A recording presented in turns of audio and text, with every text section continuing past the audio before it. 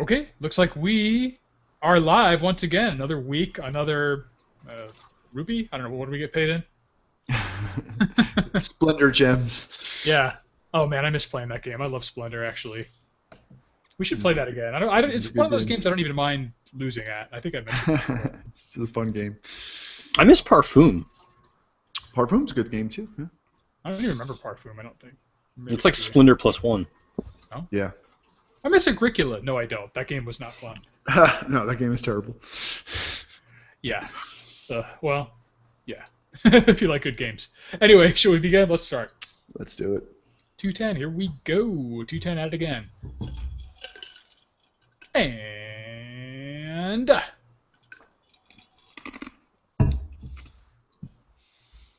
welcome to episode 210 of the Nerd Extravaganza podcast, where we never discount because our prices are more than fair.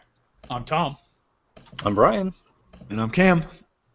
And this week we'll be discussing G.S.R.P.s, or Ganza Suggested Retail Practices, for the tabletop industry. Tabletop retail industry, I should specify. But first I will strongly suggest to listeners that they take full advantage of our competitive pricing of $0 by checking us out on iTunes. We also recommend maximum stars and starry reviews. And with that said, it's time to start things off. That was an odd way of saying that. It's time to start things off with a weekly geekly weekly update. Brian, what have you been up to this week? It's been a pretty sit at desk, internet, television heavy week for me. The dog is still in the cone and still being very needy, so I haven't really got to branch out too much. Actually played a lot of Black Desert. That game is really good. Like, I have not felt this way about an MMO since probably World of Warcraft vanilla. That good? I keep trying to nail it down. It's really weird because like just days will go by without me killing a mob in anger, and I still enjoy every single day. It's definitely a new and unique and enjoyable experience. That's cool. There's just that much to do. I know it seemed pretty involved when you told us about it when we actually did the episode on it. So I don't remember when it was. I think it was Sunday. It was kind of rainy, and my dog was like super needy, and I was trying to like watch a movie with him to keep him calm and everything like that. And I just rode a wagon back and forth on the continent, like this town, this town, this town, up, this town, this town, this town, back, this town, this town, buying trade goods and selling trade goods to NPCs, and I made like probably 500,000 silver and like 5 levels of trader experience. And wow. So the only time I would get off my cart was to talk to a vendor. That's awesome. So you can literally be a successful trader. You don't have to go out and kill 5,000 goblins or whatever. You'd have to kill to get your start. Not like you can start with that because you'd have to invest. But yeah, once you're like level 10 or something like that, you can just kind of do whatever you want. Nice. There's a lot of very successful, like, I fish. That's it. I fish. I want to say Final Fantasy XIV in its first iteration was trying to do something like that, where you could be a fisherman. But I'm not really sure they were as successful in that endeavor as this game seems to have been, so glad you're enjoying it. Glad they've kind of given you a new lease on MMORPG life. Yeah, it's great being tied down to a computer 24/7 again. I missed it. One way or another, in this day and age, in this computer age, you're tied down, right?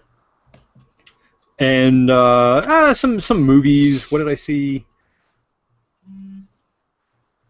Oh God, I can't remember the name of it. Oh, American Sniper. I saw today. I think I mentioned John Wick last week.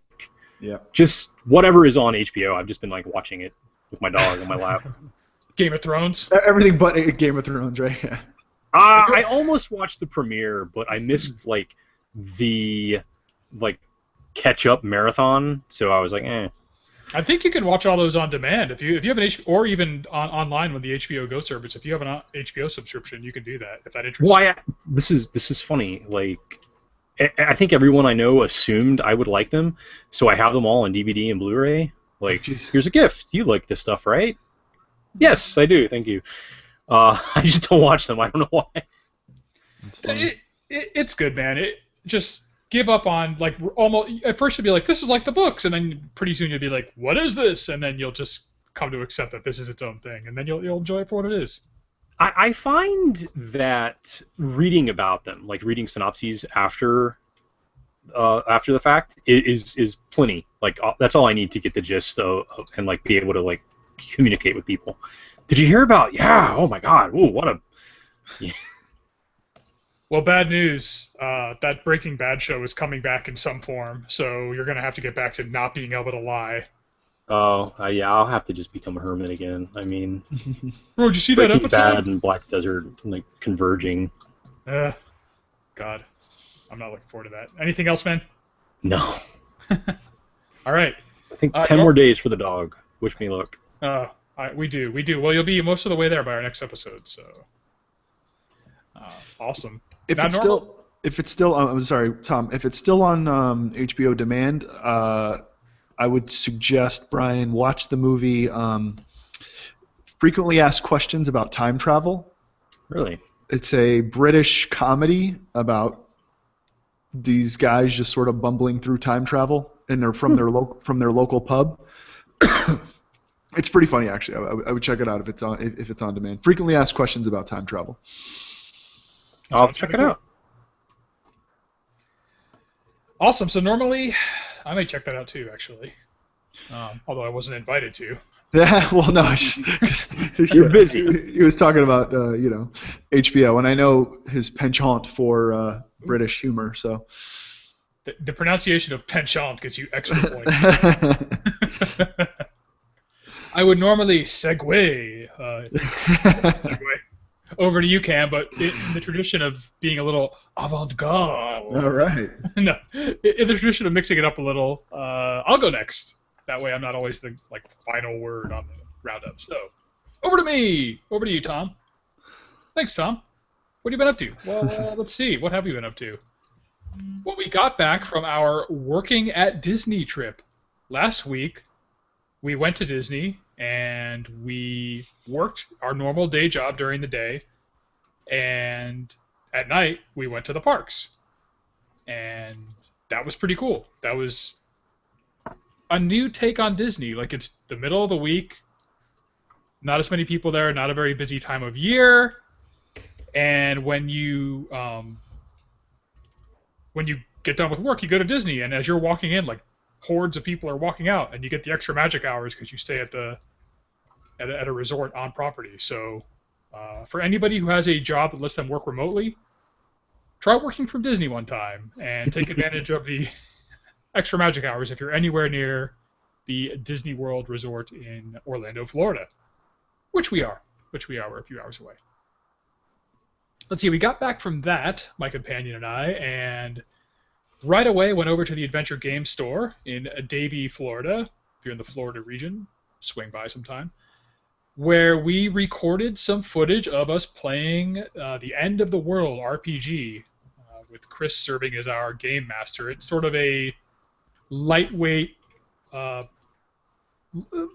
rules, I guess you'd call it, Cam, RPG, where you just you can get into it without a lot of prep.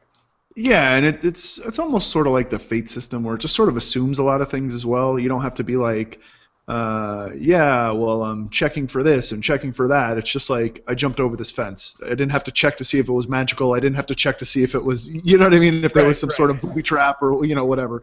It's sort of a streamlined, more of a streamlined, I don't want to say novice. I mean, I think it's fun for any level of RPG player, but it's definitely more of a, all right, let's just have fun, jump into it kind of thing. Yeah, I mean, it's kind of the role playing I always like to do. I mean, we would do combat and stuff, but I always found getting bogged down in lengthy combat sequences to be not so fun about with RPG, especially if it's really dragging out and people are like, well, what should I do next? And hemming and hawing. Yeah. It can be tense, but it can also be boring. So no combat. This was all about surviving the end of the world. Mm-hmm. And we survived. We survived the Atlantean invasion of Florida and the United States, and the rest of the world, presumably. Well, like they say in the Matrix, there are different levels of survival that we're willing to accept. Right. I think we accepted one of the lower levels of survival, but yes, we did not die. Right. The ending. Chris assured us that we survived, having basically found a road dinghy and making our way out of a rapidly flooding Florida. So, yeah. I'll call it a win. We lost a couple people along the way, though. Yeah, we did. We lost a couple fellow adventurers, but hey, we survived. Let's see. Apart from that, I've been trying to improve my coding skills, getting a little more into the type of coding I really don't do, kind of the hardcore, well, I won't say hardcore, but more fundamental stuff I learned in school. There's some potential job prospects that have not at all come up, and I'm not at all interested in any other jobs. Why did I say that? I'm improving my coding skills using a site called HackerRank, which if you want to get into coding and just try exercises of various degrees of challenge, I highly recommend it. I submitted today what I discovered was termed a naive solution. My problem was right, but it didn't scale. So for very small input sets, it was fine. So you submit your code, and then it checks off like test case 1 passed, 2, 3, and then it's like hanging, 4 failed, and then hanging, 5 failed, because you have to your code has to execute in a reasonable amount of time, and mine did not. So I'm looking forward to getting back to that and optimizing my naive solution. I hadn't run into one of those, and I had heard about naive solutions failing on advanced test cases, and I found that out. This sounds way more interesting to me than I'm sure it does to you guys. Sorry. But it's like making a race car and taking it out to the track. I don't know how else to put it. And you know the basics of wheels and an engine, but you don't really know performance like you think you do. So interesting to me. We might have lost audience members after that little segue. Speaking of technology and web technology and so on and so forth, I am trying to figure out how to contribute in a non-technical but rather a creative way to the new technology platform we call the new Nerdstravaganza website. It's been rolled out. It's looking really good. Woo! And I would like to start writing some blog entries on there. So got to figure out where that fits into the content mix, and that would exercise the other side of my brain that's not the coding and logical side. You have to do something with creative writing. Thank you, Brian. Thank you for that vote of confidence. Hopefully my blatherings don't come across as technical manuals. Hopefully I'm not too far down the... Well, if the first 10 do, the 11th will come across less. So. True. Okay. Yeah. If I don't talk about that forever, dude, you might as well, Yeah, I haven't exercised that part of my brain in too long.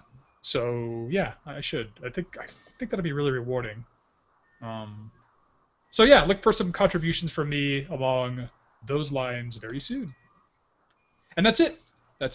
And with that, I'm going to transition over to you, Cam, to wrap up the Weekly Geeklies. All right. My week was pretty tame. We definitely had some good fun at the Adventure Game Store with our end of the world RPG scenario. That was really cool. Thank you, Chris, for setting that up for us, and Diana and Kelvin for joining in, and obviously your companion as well, Tom. The video, I think, is going to get chopped up in the next week or two, and we'll be putting out installments weekly of our gameplay, which I think will have listeners or viewers on the edge of their seats, I'm sure, ready to kill themselves. But that should be out soon. Then we also had Tabletop Day this weekend, which at the Adventure Game Store, Tabletop Day being my favorite gaming holiday of the year. And got there pretty early, played a bunch of games. My companion and I weren't feeling well, so we sort of took off a little bit earlier than I normally would on a tabletop day, but we still got in a solid 5-6 hours of gaming, so it wasn't a miss by any means. We had a good time doing that. And then I'm still just plugging away on my gaming cave upstairs in my loft. You guys can't see it now, but you will shortly.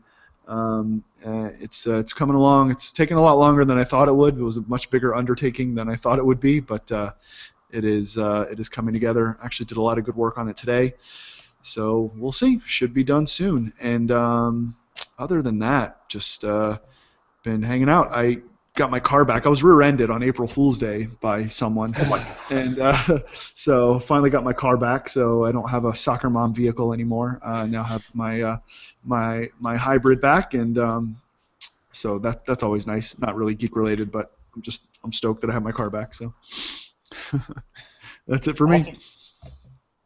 All right, short and sweet. Glad to have your car back. It did help us survive.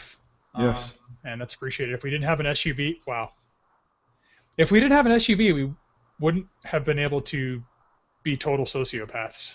That's the way that we were in this game. I'm going to save it for when we release the video content, but the RPG, I think it's going to be more entertaining on review. It was really fun.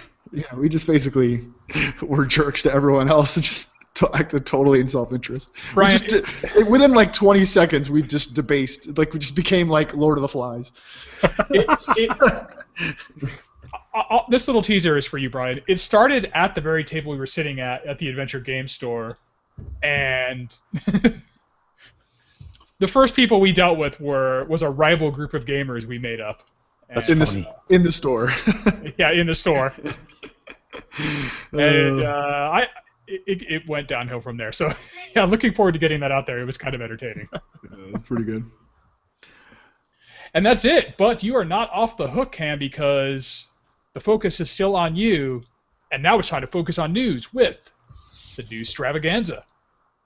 I feel like I should have like a hat like that I should put on when it's like. Yeah, you should put like a news hat on. Yeah, like one of those like with like a ticket. Press. Like, Yeah.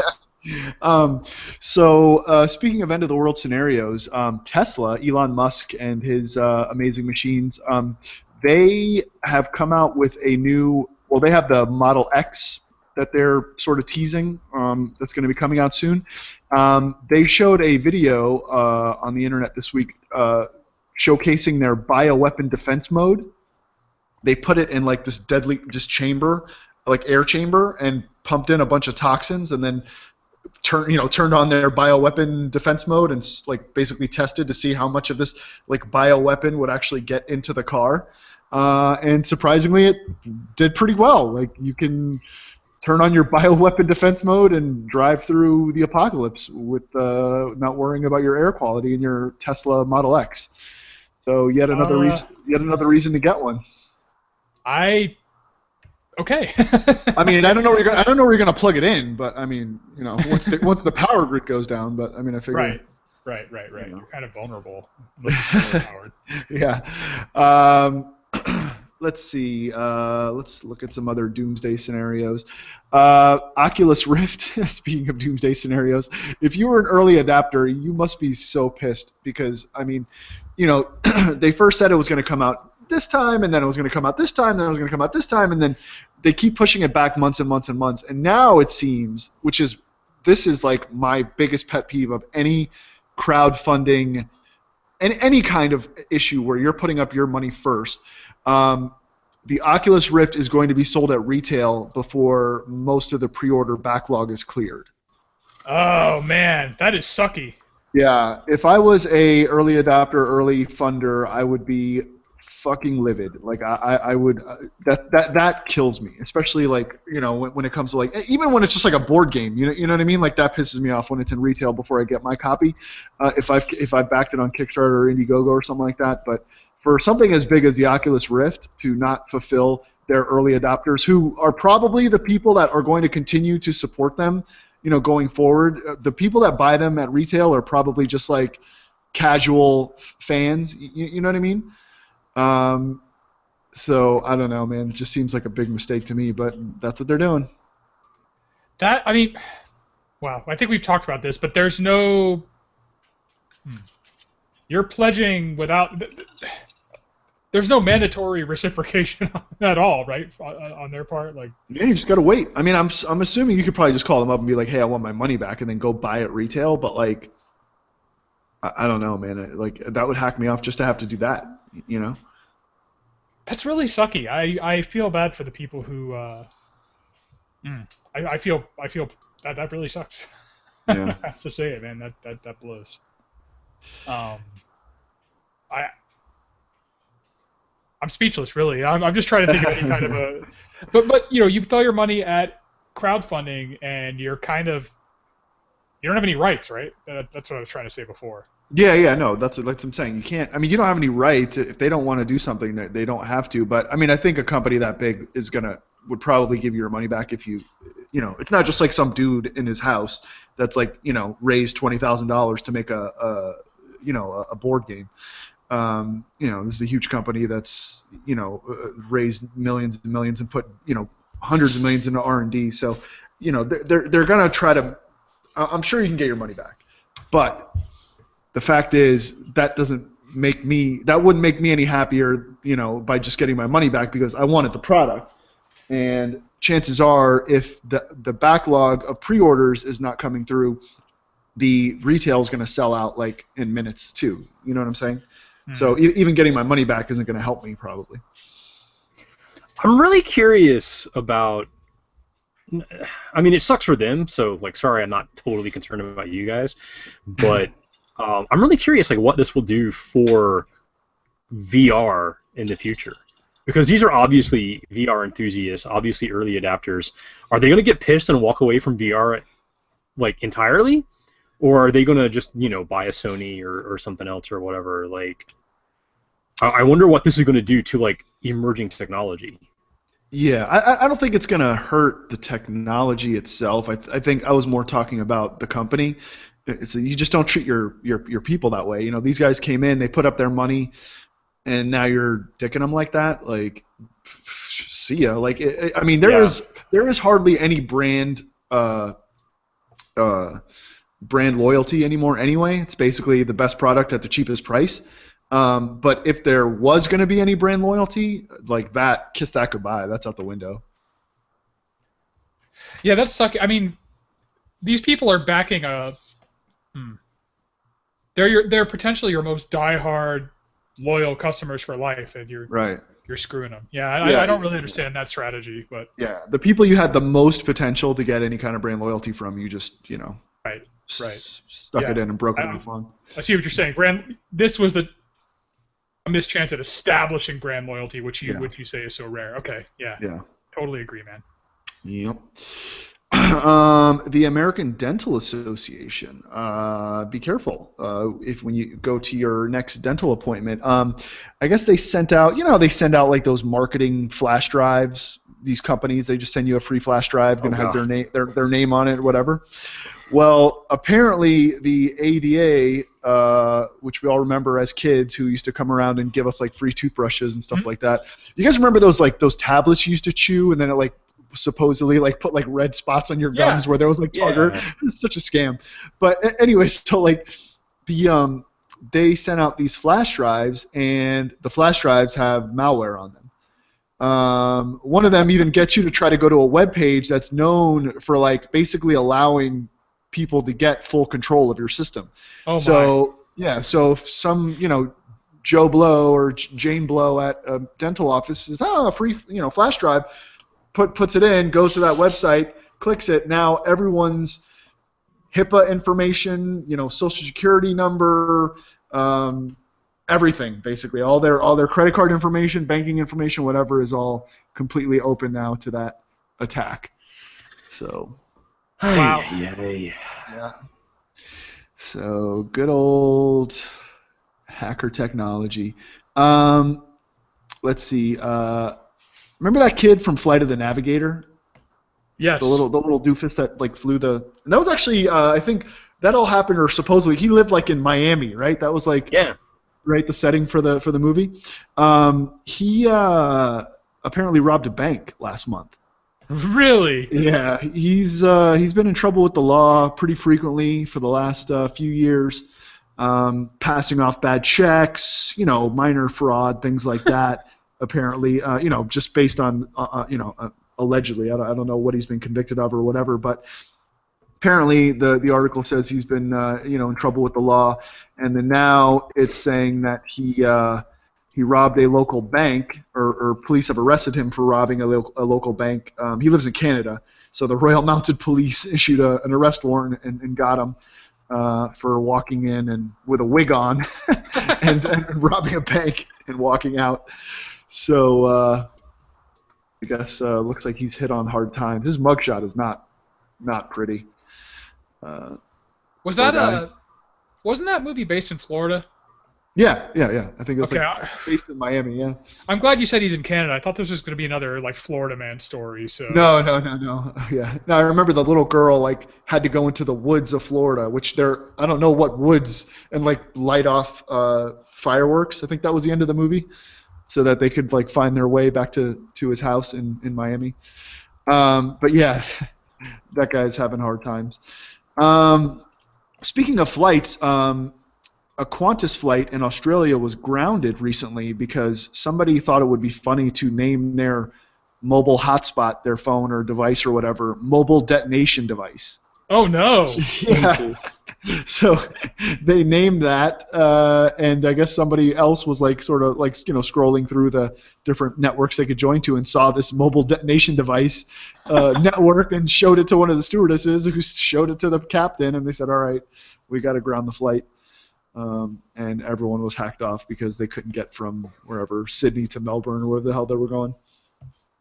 Wow. Gotta leave it to the Aussies. By the way, have you guys ever watched those Aussie Man videos? Those are pretty freaking hilarious. Or it's just some Australian guy, and it's whatever. He just Aussie Man reviews a commercial, and he's like, "Here's this fucking asshole. Here's a," just says it. It's just funnier in an Australian voice. It's funny. And speaking of Australia, an Australian brewery is making beer from belly button lint. We talked a couple months ago about the let's say vaginal excretion beer that was being made. Yeah. Now I guess they're taking it to belly button lint. Who's buying this shit? I have no idea, but as I said with the excretion story, disgusting, but slightly less disgusting if the lint comes from the belly button of a very attractive woman. Yeah, exactly. Slightly less. Still disgusting, still won't. But gun to my head, I'd be a little bit better if it was from somebody who is really hot. Right. Makes it a little more palpable. Yes. And that's the news with Cam without his press hat. Awesome, man. All right, that's it for the news segment, and that brings us to tonight's episode, which kind of has to do with some news in the tabletop industry. Brian, you kind of were advocating for this topic, and this is a pretty interesting one, and one we talked about the practice that the industry's trying to crack down on. I'll let you explain exactly what's going on. It's not a new practice, but I guess more people are adopting it, and a little bit more aggressively. What certain manufacturers, publishers are doing is limiting the discount any online outlet can give from MSRP. So the reasoning behind that is it's good for the community, because now you're kind of encouraged to go into a store and help the stores out a little bit. Stores are usually MSRP. That's just a matter of fact, I think. Whereas you might be able to get it online for 25 or 30% off. They're saying most of those people online don't help at all. So why we're going to discourage you from using them exclusively. And I think Games Workshop has done this for years and years, and a lot of people either love or hate Games Workshop. So I don't really know if that's a good example or a bad example. Catan has been this way. That's kind of one of the reasons you can't find Catan on sale anywhere, is because it's pretty tightly controlled. I think 10% is their maximum discount for even like Target or anything like that. And now just lately, Fantasy Flight has come out and said that they would be doing that with the X-Wing miniatures game. And most recently, and I think kind of like the biggest news for maybe enthusiasts, is Privateer Press has said that they would be doing that for War Machine and Hordes, and I guess anything else they do. I don't really know if anyone else cares about their other products as much, but they are limiting discounts to 10%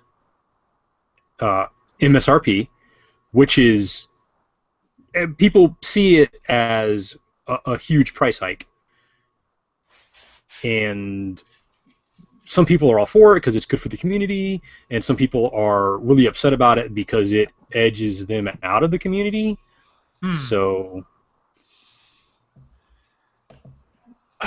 first, I guess, your thoughts on the currency, and then secondly, your thoughts on, I mean, is that actually good for like our community, or is that, I don't know, a bit of a crutch for our community? You know, should we be adapting in ways other than cheap prices? What do you think, Cam? Well, here's where I get into the, I always say on the show, like, it's always wrong until it's you. You know what I mean? Like, where you get that mentality where it's like, you shouldn't do this, you shouldn't, and then, but it's okay for me because of, whatever. Right. And, so I'm putting that bias out there, right away.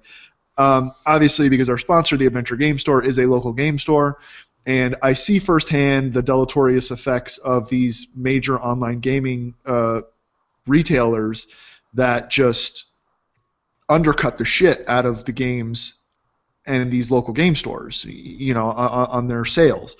And so, if I could buy a game for, typically it's 35% off. Like, if I can buy a game for $25, $26 that I can buy, that would cost me $40 at the local game store, why am I buying it from the local game store? That's just the normal reaction of most people these days. And like I alluded to in the beginning of the show, there hardly is any brand loyalty anymore. It's, who has the best product and who has it the cheapest. I don't care what anything else. I don't care if little kids in, some third world country are making it. I don't care if you had to truck it in on the backs of, endangered animals. Like, I want the cheapest and I want the best and I want it now. And that is just the mentality of society these days, unfortunately. And so, and as a, corporate attorney, I mean, that is the basic, fundamentalism of capitalism. The best product, almost Darwinian. Only the strong survive. Only the people delivering the best survive. And if you can't keep up, then you're just going to get run. You're going to get left behind, or you're going to get run over. So on one hand, I see how it is that these online retailers are destroying. I mean, when I say firsthand, I mean literally firsthand. I've been sitting in the game store. I will demo a game for someone, or just play a game with someone. They'll be like, man, this game is awesome, and I'll be like, yeah, it's right on the shelf right there if you want to buy it.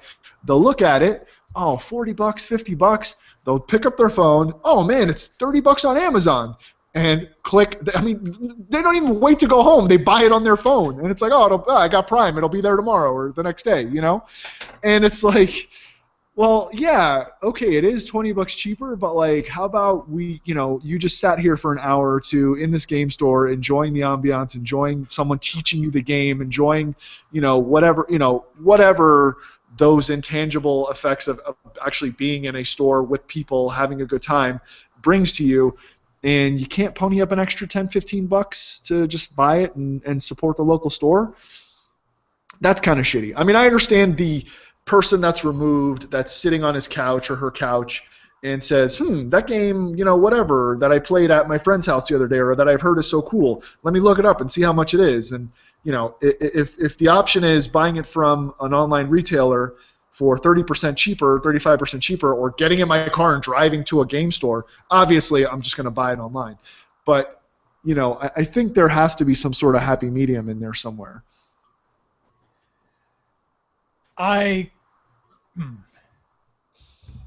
You hear of this phenomenon in retail in general called showrooming, where somebody goes into Walmart, somebody goes into Target, somebody goes into Best Buy, they inspect the merchandise, they get hands-on, they look at it, they waste the salesman's time, who's there trying to earn a living. Then they go home and they buy it online. Right. I've been in game stores run by friends and people we know, and I heard other friends like, oh, this is cheaper online. Oh, I'll get it cheaper online. People not even willing to pay extra to support their friends. Mm-hmm.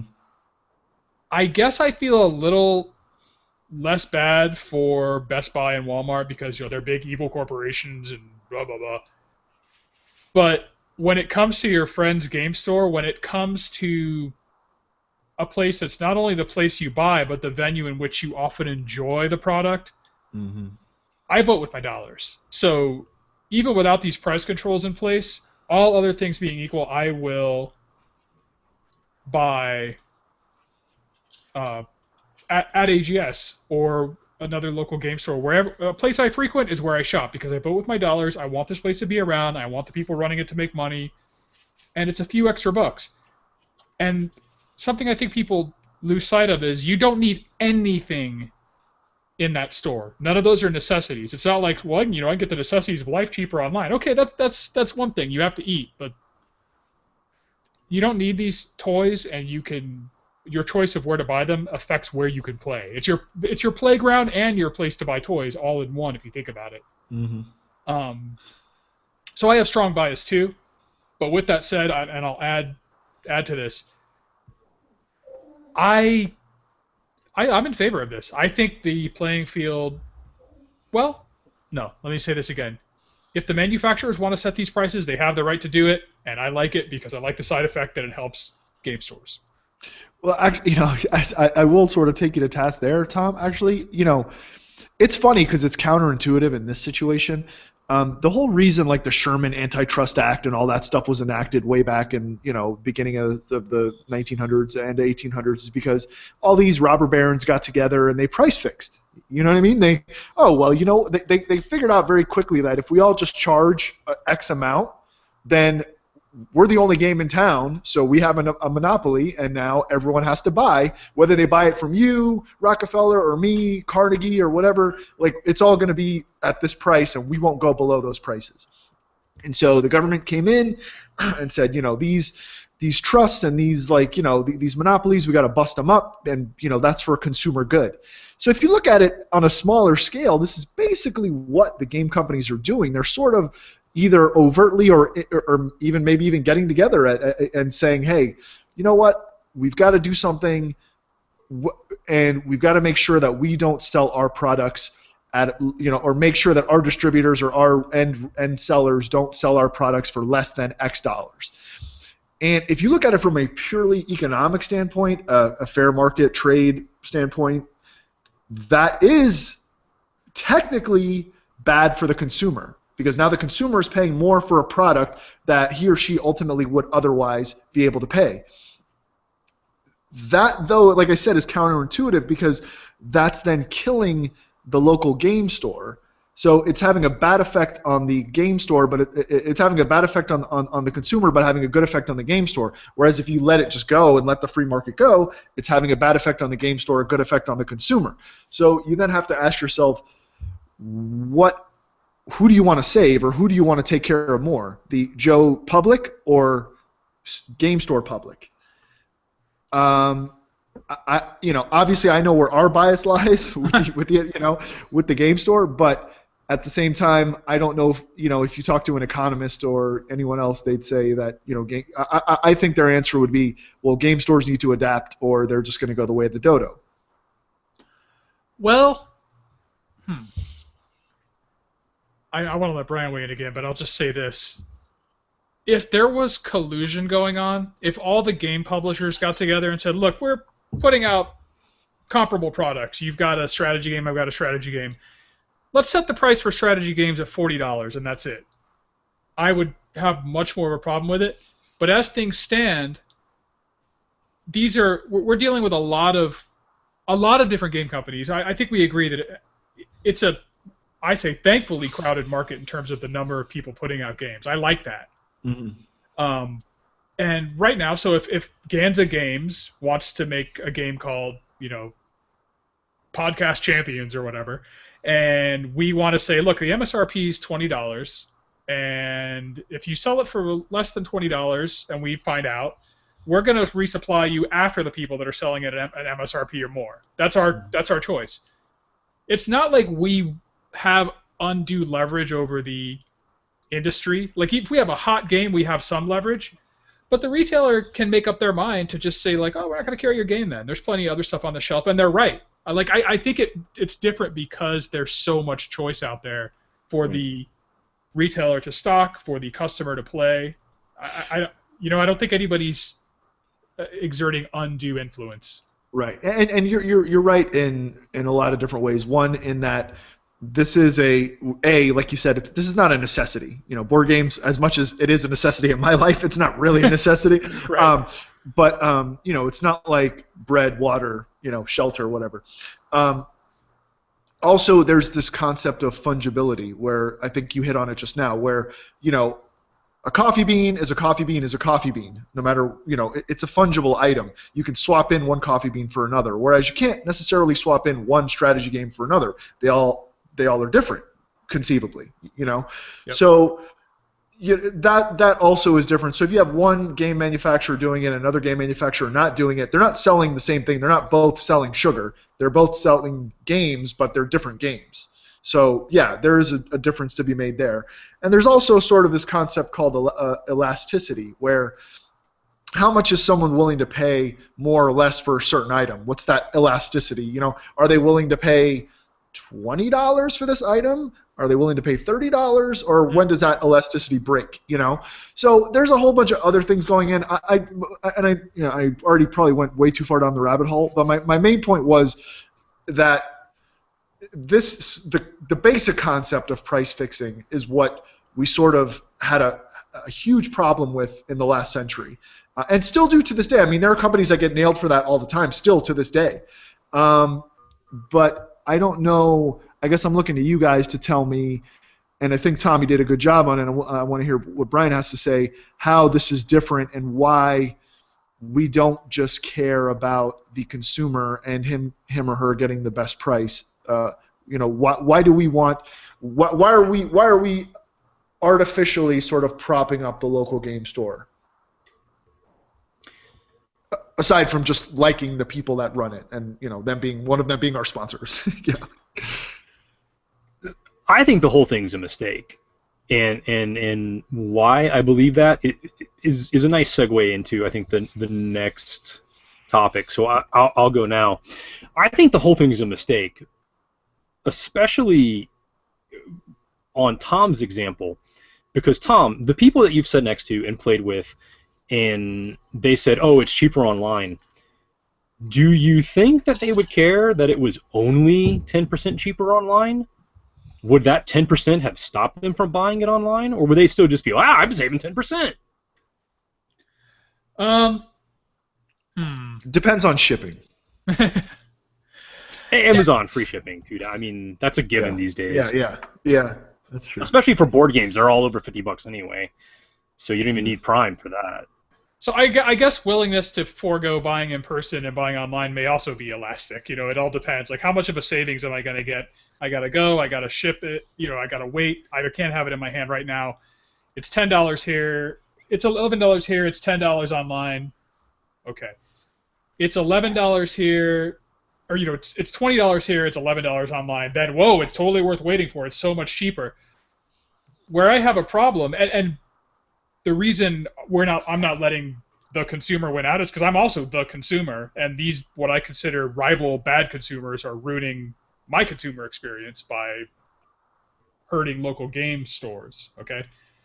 But What I object to is the game makers are trying to set a level playing field by saying, here, this is what we want our items to sell for.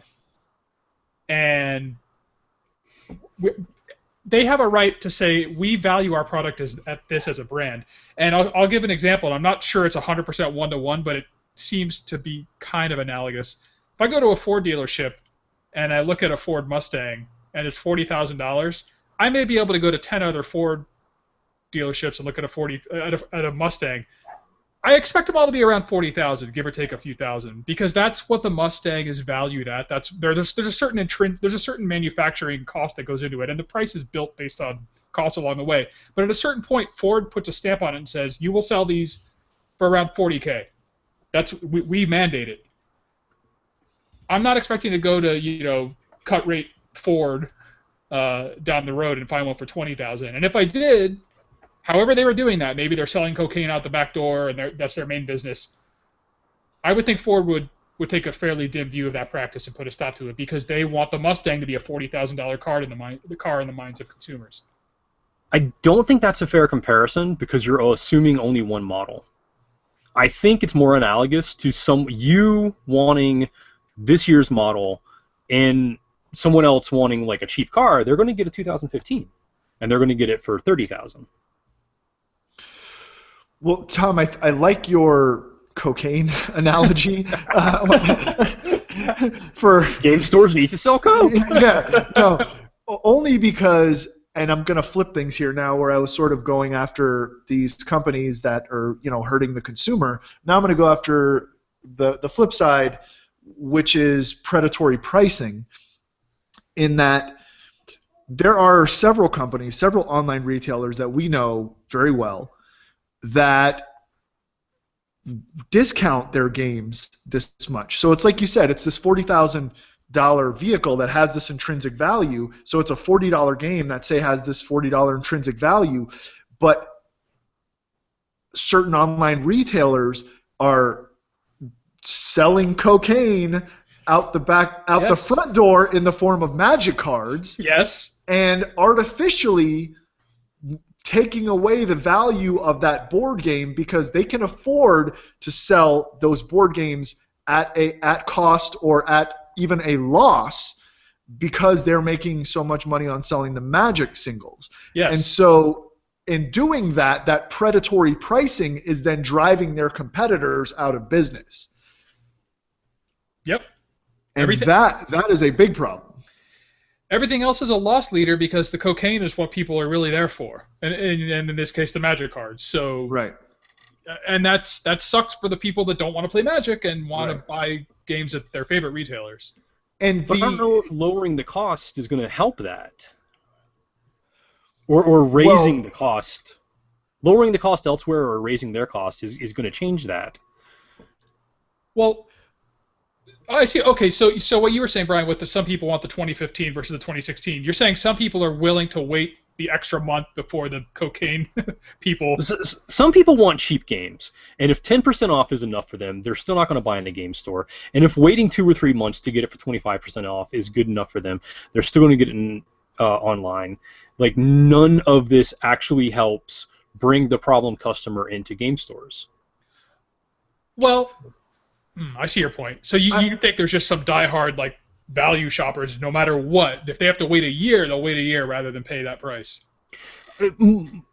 Kind of, but that's not exactly how I feel. How I feel is there's this market of people who like to play games, and they don't need the newest game, and they don't know what game just came out, and there's plenty of older games that they can get cheaper to play in the meantime. What you need to do is recruit them. You need to make them community so that they do want, oh my god, this game is awesome, I need to have this. Well, you can't get it for cheap. You should buy it here. Well, you can. I mean, those guys are always going to be there, and I think it's a pretty small subset. I mean, look, you can go on Board Game Geek and get any game, just a crappy, beat-up copy for $5, $10. You know what I'm saying? That someone's willing to sell because they've had it for 5 years and they just don't want it anymore, and they'll sell it to you on for Board $5. Game Geek, their community. Well, that's true. That's true. But what I'm saying is they can just be those same people that they found out about Board Game Geek just like they found out about eBay or whatever, and they see, oh man, I could buy a whole bunch of board games for super cheap. I don't ever have to even buy from an online retailer or a game store. I can just buy these games that people don't want anymore. But I think what the real issue is that the game companies are seeing that, look, we've had a big explosion in games over the past 5-10 years, right? How do we sustain this, not even growth, but how do we sustain just the weight of what's happened, right? And I think that what they're worried about is that if you're a gamer, like you said, Brian, if you're already in the community, if you already know about Board Game Geek, if you already know about gaming, you're going to go to game stores and you're going to continue to support the hobby.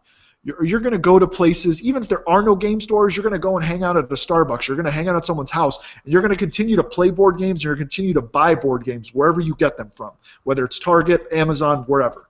So those game companies are going to still be selling games to those people. The problem is if you don't have these central meccas of gaming that do things like Tabletop Day, free RPG Day, even free comic book day, things like that, you're not going to get the new users. You're not going to get the new people that might not otherwise be exposed to that hobby. And that, in like in anything else in corporate America, if you're not growing, you're dying. And so if you're not growing your existing fan base of people to play games, then you're in big trouble. Like the hobby's in trouble. So I think that's why they're all sort of recognizing that, look, we don't want to kill the golden goose here. We want to make sure that we can sustain and have a continued growth model. I mean, that's how I see. I mean, if I was in their boardroom, that's what I would be thinking, and that's why I would make this decision. It's not that I want to hurt the online retailers. I don't want them to kill my future. I might be making plenty of money now, but I want to keep making money 5-10 years down the road. And how do we make sure we don't destroy our user base? I felt this way for a little while. I was a huge proponent of barcades and character cafes and everything like that way before. Well, Jesus Christ, I can't believe I want to say this. Way before it was a popular thing to do. I just really believe in that. I really think game stores are services, not retail. Right. I would agree. 100%.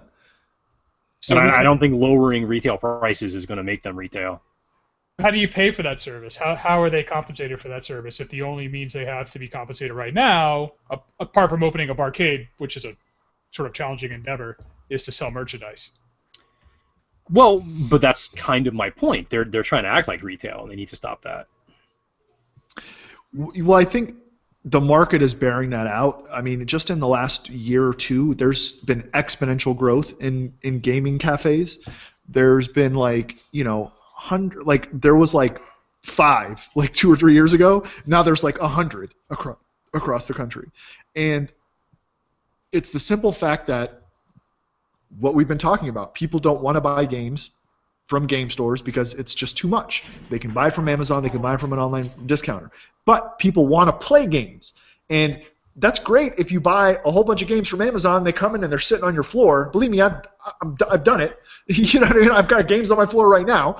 But who am I going to play them with? Where am I going to go play them? So that's why you need these gaming companies to adapt, or these game stores to adapt to the new model. Brian, obviously, and I know you were the first one. You're the one that told me about it years ago. That gaming cafes are the future. You need a place where people can go in and you're selling them something other than the games. You might have games there to pick up the odd sale here or there, but you need to be selling them food, you need to be selling them drinks, and you need to be selling them time. You want to sit here and you want to play, that's fine, but you either have to buy $5 an hour or $5 every half hour in food and drink, or you just pay that as a sort of table rental fee. And that model is pretty sustainable. If you know, A lot of people are sustaining it. Yeah. These companies are doing well. During our gaming session, the one I alluded to the one I referred to directly in the Weekly Geekly, I was wearing a shirt from a gaming store up in Seattle called Card Kingdom. You'll make sure you tune in to the video when we put it out there.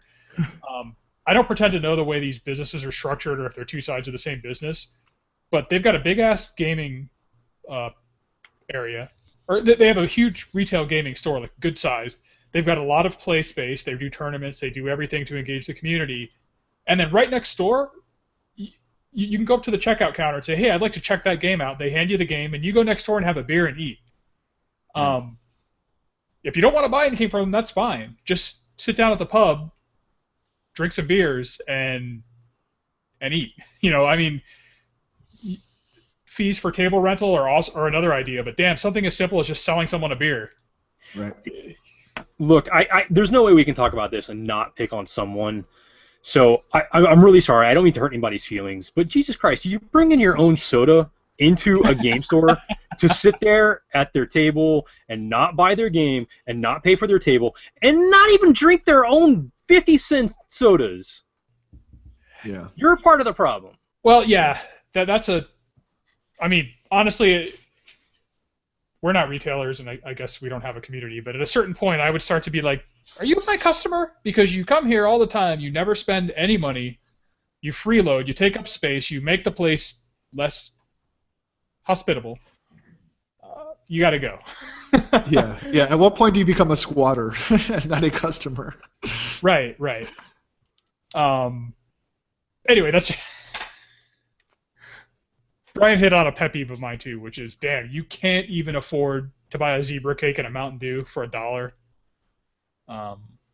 That gets into a funny story that I'll just go ahead and tell. We were hosting an event at a certain store we could mention, and it was offered because of the event that there was a percentage off all merchandise during the event. It was announced. And of course, people went to the snack bar. Now they're going to buy the zebra cake for 80 cents instead of $1. And Brian, in the most booming voice ever, was like, "Not the food." Who can blame him? I mean, it's just, come on. Ridiculous. Yeah. I mean, look, I'll never, get down on someone for trying to save $1. A penny saved is a penny earned. I fully believe that. But come on, man. You can't be that chintzy. People say this all the time about like dining, and I fully believe this. If you can't afford to tip, you can't afford to eat there. Yes. If you leave in 10%, go somewhere else next time. Yeah. Unless they shit on your plate, go somewhere else next time. Yeah. And if they did, seriously, go somewhere else next time. Boy, that brings, it's always funny to me what people spend their money on. What people will get so upset about, but then waste money on. You know what I mean? Like those people that, oh my God, an extra $3, I would never pay that. But then they smoke cigarettes, or they will buy, they're buying a $6 Starbucks every single day, 2 times a day. You know what I mean? It's just the people's priorities in terms of how they spend their dollars is fascinating to me. Fascinating. Yeah, well.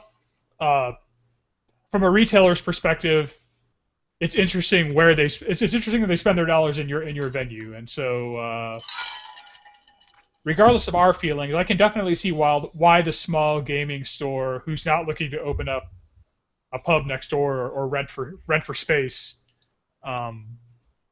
is in favor of this. But damn, now you got me thinking. Maybe they should just be like, all right, you got to pay to play here. What? I'll leave. Okay. You spend no money, you buy nothing, you're of no value to me. Go ahead and leave. Then I'll be able to sell the table. Yeah. They're costing money. I mean, that's time, lights, someone has to be there. I never clean up after them.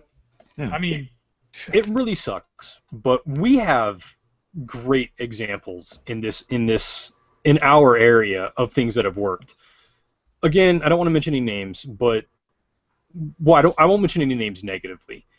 We have Tate's, and we have that one comic book store on what is it, Sample Road with the grouchy old man.